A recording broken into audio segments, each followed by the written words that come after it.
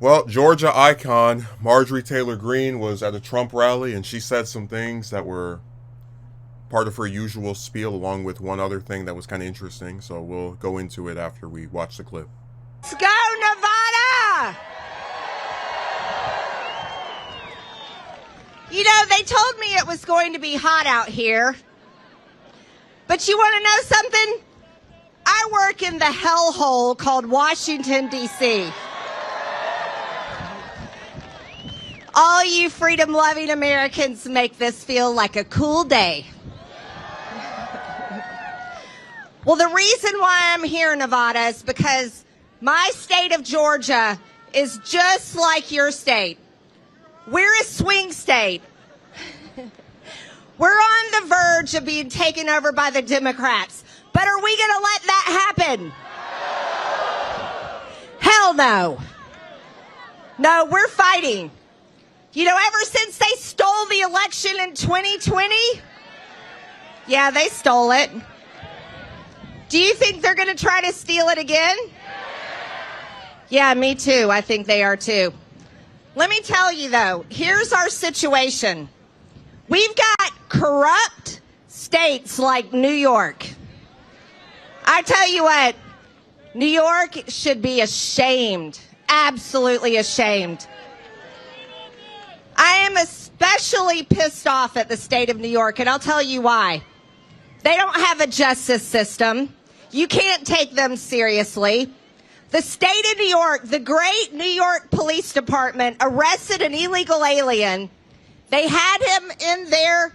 They arrested him. The justice system of New York refused to prosecute this guy, this monster. Then he came to Georgia and he killed our girl, Laken Riley. So you want to tell me that we're supposed to take the court system in New York serious when they convict President Trump of 34 fake felony counts? Want to know something? We aren't going to tolerate it. The Democrats and the fake news media want to constantly talk about, oh, President Trump is a convicted felon. Well, you want to know something? The man that I worship is also a convicted felon. And he was murdered on a Roman cross. We've seen political corruption. We have seen this throughout history. This is nothing new. It's just the first time in American history we have been forced to deal with it. Now, here's how we deal with it, America. Here's how we deal with it, Nevada. You have to tell your friends and family, I'm sorry, friends and family. You have to get over being tired of the drama you see on the news. Because if we do not show up and vote on November 5th, if we do not bring all of our friends and family out, the drama that everyone is sick and tired of is going to get worse. Because I work with the Democrats. I listen to them every single day. They're going to raise your taxes. They're going to destroy generational wealth. That's right, you're going to be broke. And you think gas prices are high now? Just wait until you're forced to drive an electric vehicle.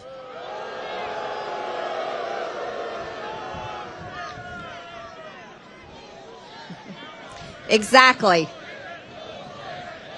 Yes.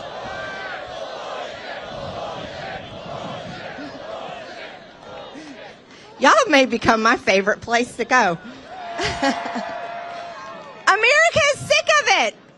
And then this illegal invasion. Here's another problem. We've got everybody in Washington, D.C. all up in a roar about every other foreign country and their foreign wars and their foreign borders. But we have a war on our own border. And it's being waged by the Mexican cartels. But we have the cowards in Washington that refuse to acknowledge this. And Joe Biden is claiming he's doing something about border security. He's a liar. The first part of this that's kind of fascinating is her referring to Georgia as a swing state. I would say Georgia is more akin to a red one with, like, larger signs of going blue than most of the other southern states, in the sense that while Georgia has elected 2 Democratic senators, Republicans still control the governorship, and they last won it in a pretty decisive victory, with no signs that that's going to change in the near future, even if Kemp is out of the way. So I would still call it a red state, but you know, if she wants to call it that, she's not entirely wrong.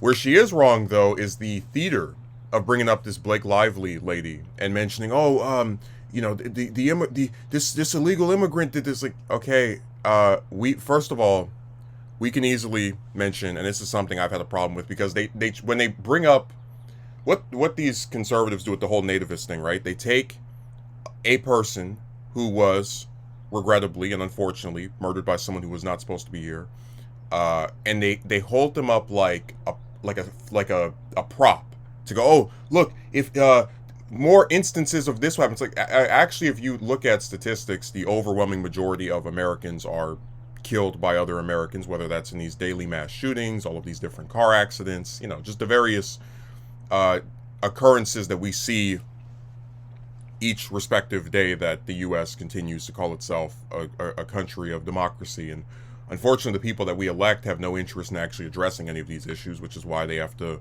hyper-focus on a minority of problems, which includes these supposed crimes committed against regular Americans by undocumented citizens, when most of them are just trying to escape wherever they come from or find meaningful employment. But I digress. That's another part that we've already talked about before in other installments.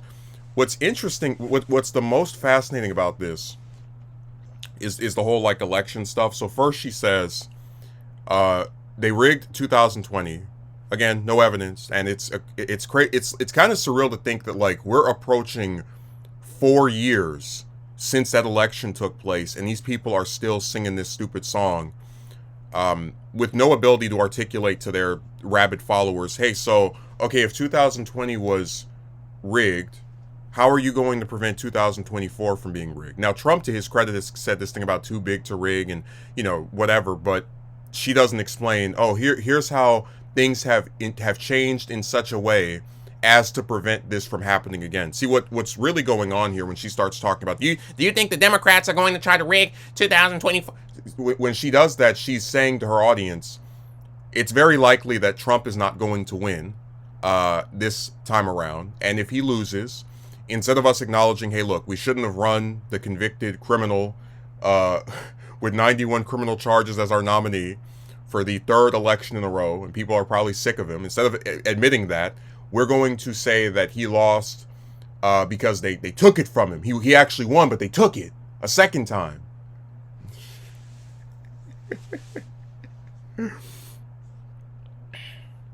And of course, let's get into my favorite part, the Jesus comparison. Now, I said one of the biggest problems with the current Republican Party is that it's not really a party, it's a cult.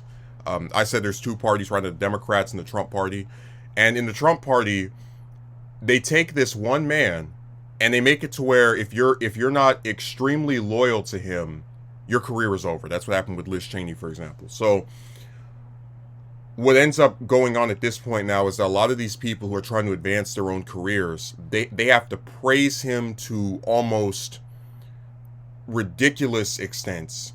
You saw Lauren Boebert, when she got endorsed by Trump, call him the greatest president in U.S. history. You have MTG in this clip saying toward the end of it that Trump is her favorite president, or whatever. But she actually compares him to Jesus. She compares this, I'd say probably not really that religious man who has had multiple wives, pretty much confirmed to have committed adultery, to the central figure of Christianity.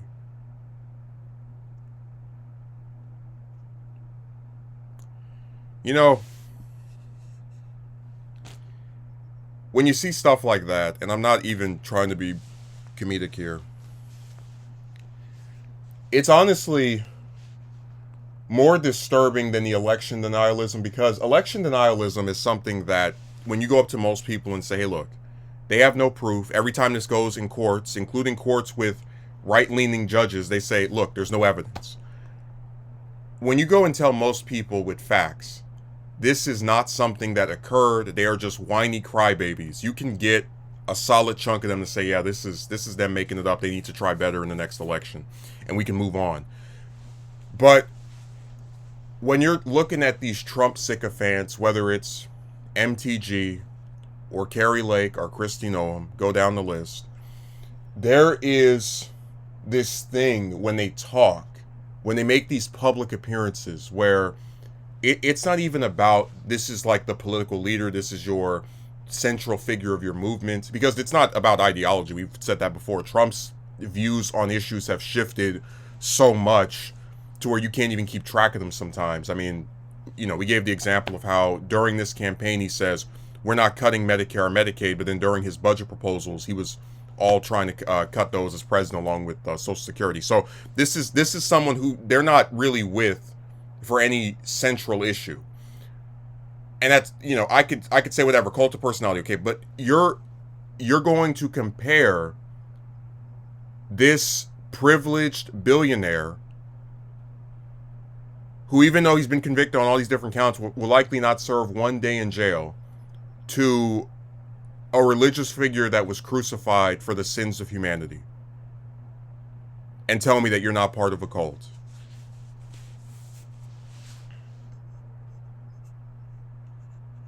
I mean,